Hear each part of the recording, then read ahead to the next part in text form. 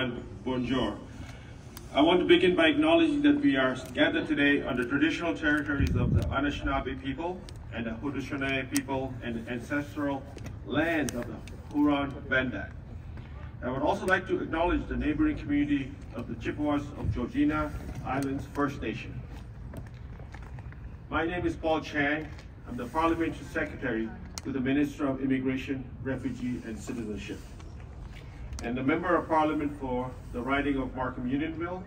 I will be your host for today's proceeding. In Markham-Unionville, nestled within the vibrant York region, we take pride in our diverse community. Our region is known for its innovative spirit and its commitment to inclusivity and public safety. Markham is consistently ranked one of the safest cities in Canada, and there is always more to be done. Just this week, a railway accident occurred in Toronto, which resulted in the tragic loss of life. Now is the time for us to step up and support public safety across Canada. I'm very pleased to be here with Minister of Transport, Pablo Rodriguez, for this important announcement today. Please join me in welcoming him to speak. Minister. Thank you very much, Paul, Your Worship, Mayor Scarpitti, Mr. Levene, everyone. Glad to be here. When I was coming out the car, I asked my staffer if it was cold and if I needed a coat. He said, no, absolutely not. Where is he now? He's probably in the car with the heat on. So it's great to be here. Salut tout le monde. C'est vraiment un plaisir d'être ici avec vous aujourd'hui. Paul, thanks so much for what you're doing for the people here. And they're lucky to have you, and we're lucky also to have you with us in Ottawa. And it's really inspiring to be here in one of Canada's oldest remaining train station. If you look at it, how beautiful, and the role it played in our history. And you know, our history is closely tied to the railways. So that's how we connected communities from coast to coast. That's how we built our country. And Canadians have built cities along and around railroads, and you've seen it on films, I'm sure. And that's why there's so many of those within our cities, and that's why we have so many of those great crossings. And it's also a challenge, right?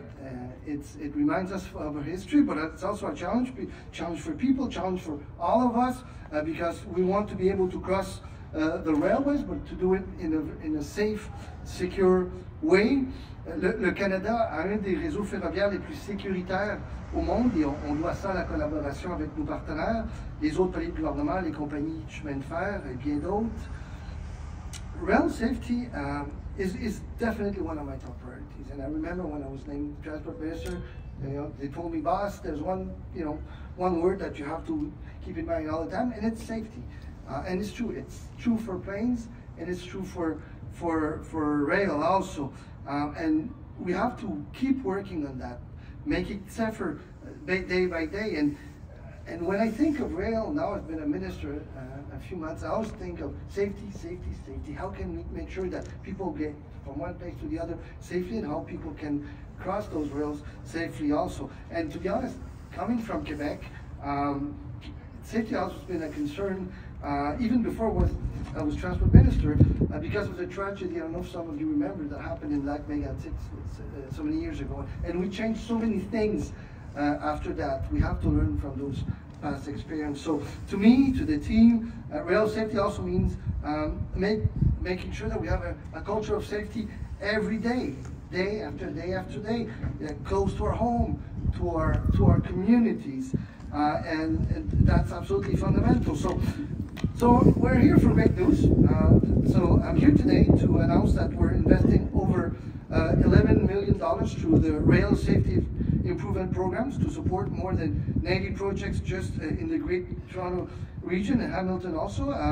And we have many other projects across Ontario for a total of $24 million for Ontarians. And this includes a project to improve a great crossing here in Markham. We all saw it. We had the chance to visit here, and which was in big part completed for $280,000. So it's one of a dozen projects in Markham that have been approved through this round of program funding.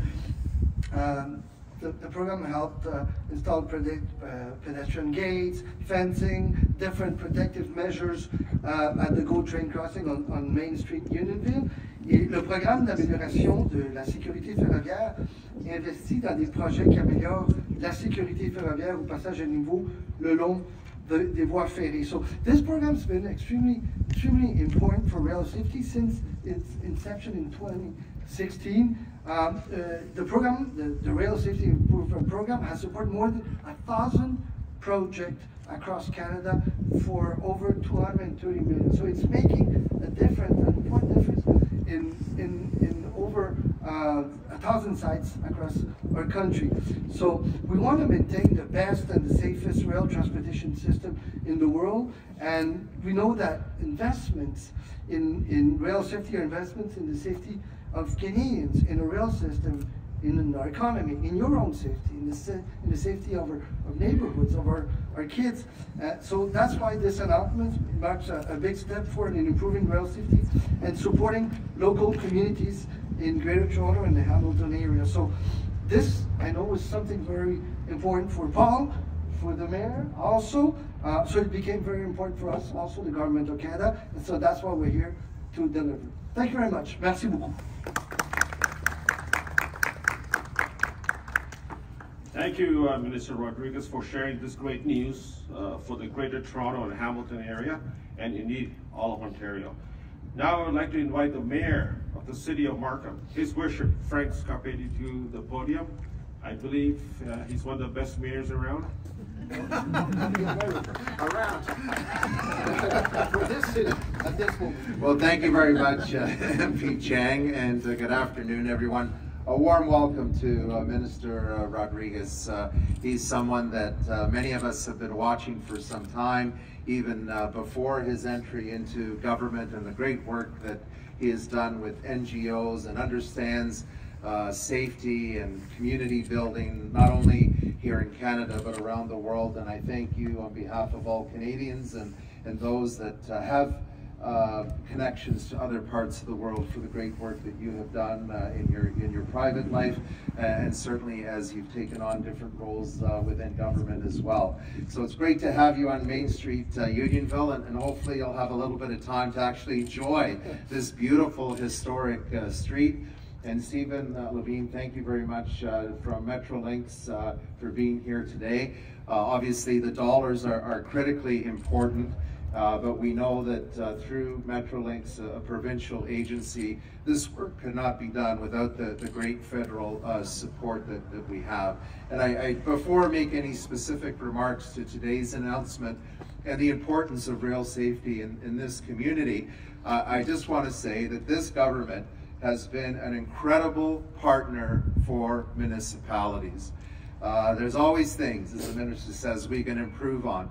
But there has been no stronger partner. And there's been some very good federal governments over many decades that have been at the side of municipalities. But I'll just say that this government, in almost every aspect of life at the local level, we have support and continue to get that support from the government. And I want to say it's because of MP Paul Jiang and others here locally that we've had so many successful projects move forward. Today's announcement will mean that not only here on the main street of Unionville, but on many crossings across the GTA and the Hamilton area, much needed improvements will happen. Now this already builds on a program, by the way, that the City of Markham, York Region, and Metrolinx had partnered with in the past, and that really was to improve pedestrian and cyclists at these crossings. We know the horns that used to be blown through this community, and I, as someone who grew up in Markham, it was a treat once in a while to hear the horns, and knowing that one train or the second to last train would be leaving, and you wouldn't hear it till sometime later in the day when it would be returning home. But the reality is, since that time, there's many new residents that have come to this area. We've seen an increase in rail traffic, and we'll continue to see more trains come through this community, much needed trains, by the way, as we increase the level of service on the Stouffville line for residents connecting to Markham, to other parts of the GTA. So this work is critically important. Safety is a #1 priority, and it becomes even more so when you increase the number of trains, the number of residents, which means more cars, which means more people, which means more cyclists, and we have to ensure that these crossings are safe. So at the local level, when we talk about livable, complete communities, this is what we mean, and the federal government has understood the requirements to ensure that we have livable, safe, and complete communities, and I thank them for their investment. This, by the way, it really builds on the strong commitment that this federal government has had on expanding rapid transit throughout the GTA, in fact, across the country. And we would not be having a Yonge North subway extension all the way to Highway 7 if it wasn't for the strong financial support of this government right from the top. Prime Minister Trudeau, who signed the shovel, made a commitment to fund the subway. And I can just say since that time, all of the government officials have been supportive of the work, the necessary work to advance the Yonge North subway extension to Highway 7. And I know there's been previous announcements that give us the ability to actually have Metrolinx increase the number, and provincial governments of all party stripes, by the way, did not invest in transit at the level they should have been doing. And thank goodness that we have a federal government that recognizes that we're not only catching up, but we need to do more because these communities will continue to grow. And in closing, I just want to say thank you to Metrolinx, because we would not have been able to do the safety measures locally without their collaboration at every turn. And I know that this money now will give an increased safety to residents. And as I said, as we see more trains coming through this community, safety is always important, but certainly when we see more trains, it's going to become even more critically important. Minister, I want to thank you for choosing Unionville, particularly just outside one of the most historic train stations in the province, and right beside it, one of the oldest flour mills in all of Ontario. So you talk about history, history is important, but you know, if we only talk about history and don't think about the future, then we've actually failed those that have come before us. And so I congratulate you for everything that you're doing and welcome this investment. Congratulations.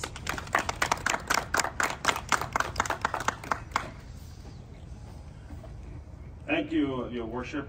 Please join me now in welcoming Mr. Steve Levene, the Chief Operating Officer for Metrolinx, to speak. I'd like to thank Transport Canada and Minister Rodriguez for the safety essential to everything we do, ensuring the safety of our employees, the customers, and the communities in North America, with more than $80 billion of investment across 40 different projects in 16 different communities.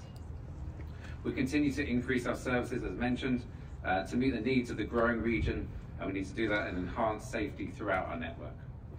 The support from Transport Canada through the Rail Safety Improvement Programme will help us to increase safety around level crossings like the one that is just here, and throughout the Greater Toronto and Hamilton area. The grants provided through this programme will allow us to enhance public safety at key crossings across the network and ensure that pedestrians and drivers and communities are safer in the areas where trains are passing through. We'll be upgrading and enhancing pedestrian crossings, road approaches, the sidewalks, warning systems and signage at key locations. On behalf of Metrolinx, I'd like to thank Transport Canada. The Rail Safety Improvement Programme will support our ability to implement safety initiatives and contribute to building a safe and transformative transit system. We value the vision of the programme and its dedication to enhancing rail safety everywhere. Thank you very much.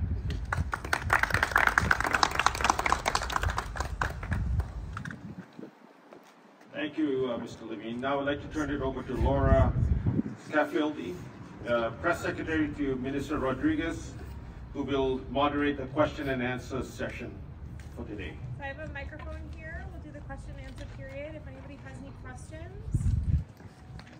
Yeah? Yeah? Can you just introduce yourself and ask who the questions are?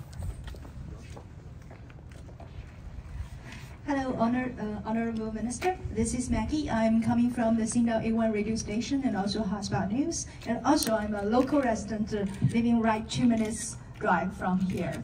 So thank you so much for coming for the Unionville. So as a media professional and also local resident, so my question would be, so why you choose this historic Unionville train station as one of our one of 1,000 projects as the railway safety improvement program, and what is the concrete benefit we can get as a community we can benefit from this project? Thank you.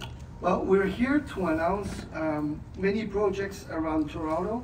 As always, we have to choose one place to go, and we chose here. Why? Because of the incredible support from the mayor, the team, Metrolinx, and Paul, who's been raising this with us in Ottawa. Also because of the needs, and as you saw, there's many things that were added. The total project is 200 times 2, which is over 500,000, and we're giving. I'm a politician, not a so we're giving around $200,000, $80,000, and Metrolinx is putting the other half because it was needed for the security of the people that deserve it. Thank you so much. Thank you. Next question. Yeah, 600,000. 560,000. In particular for Metrolinx, with a growing city, more people coming in, what are the challenges for you guys in growing? There's more people, you're going to have to grow your infrastructure. Just tell me what your challenges. Yeah, so we have to build the infrastructure to support the growing region and the needs. We have to do that safely. So this is a partnership between us and the communities to allow that ridership to grow and to do it in the safest way for the communities and the pedestrians. It's a challenge we're always building. We always want to bring more service, and then we want passengers to take our services and enjoy them as much as we can. For Metrolinx again, just coming off 2 fatalities, what would you like to see in particular for safety?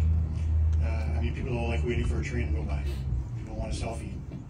Yeah. What would you like to see done safety-wise? So, as some of the things we do here are about the partnership between the behaviours of the people and the infrastructure, it's always a dangerous place to be in the railway, and so we have to work together on that.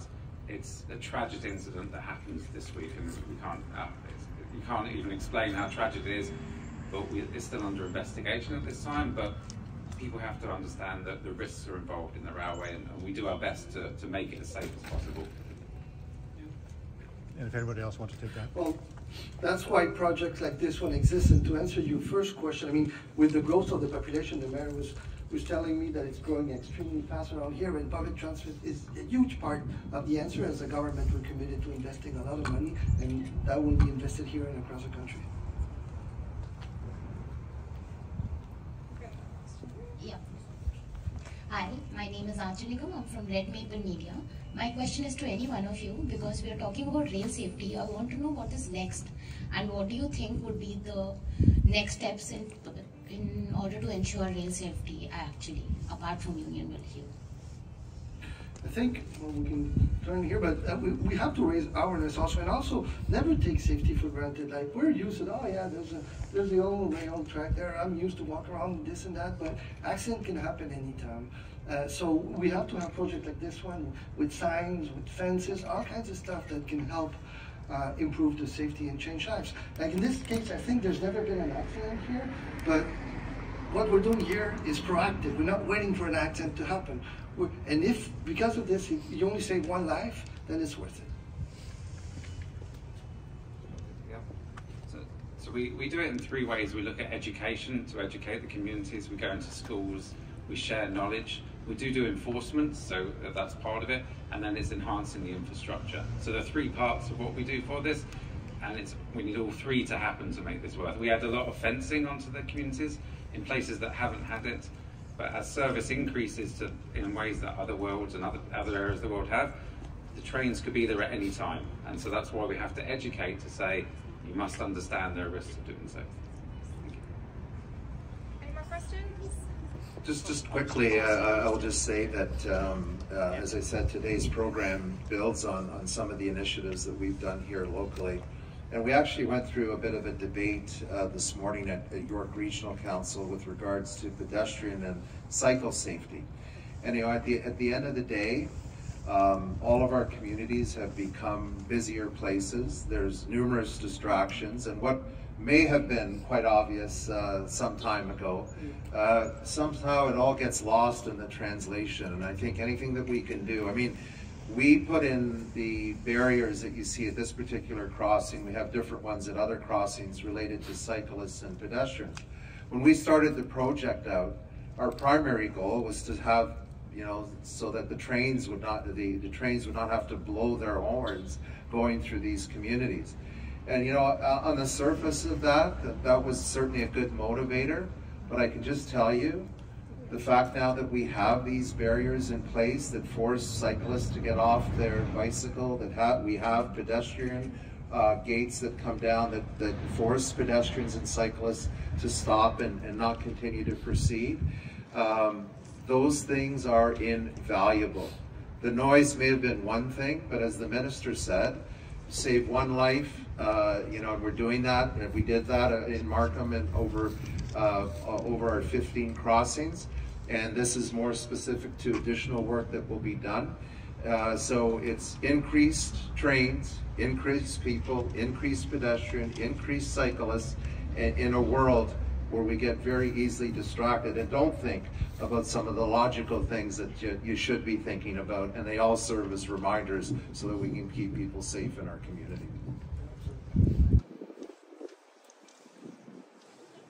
Any more questions? Well, thank you so much. And if I could add, for me personally, after serving 28 years as a police officer, safety is paramount for me. And like what Maggie has mentioned, she lives close by. My two children live right here in Main Street, Unionville. And I have 6 grandchildren that they live right here. So for them, for safety for them is important, safety for me is important, not just for my family, but for your family. So thank you so much for being here today for this announcement. I'm so happy Minister Rodriguez could come here today, and the Mayor and Stephen from Metrolinx to help us today with this announcement. I'm sure moving forward, we'll keep everyone safe in Canada. Thank you so much, Laura, for your work today.